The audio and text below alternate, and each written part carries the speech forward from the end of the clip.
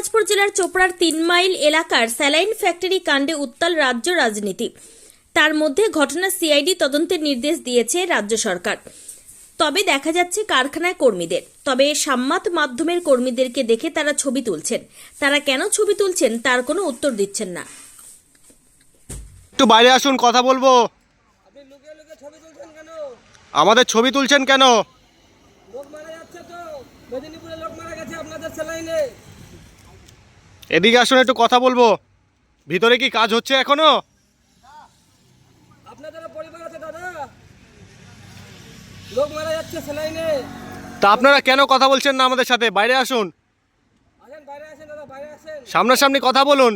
আমরা শুধু কথা বলবো, চলে যাব, আর কিছু করব না। ছবি তুলছেন কেন? এখান থেকে দেখা যাচ্ছে আপনার ছবি তো। আমাদের ছবি কেন তুলছেন আপনারা? দাদা বাইরে আসুন, একটু কথা বলবো। আসেন আসেন দাদা, বাইরে আসেন, একটু কথা বলি একটু আপনার সঙ্গে। কার ছবি তুলবো? ওই তো আপনি সিকিউরিটি ঘর থেকে মোবাইল দিয়ে লুকিয়ে ছবি তুলছেন।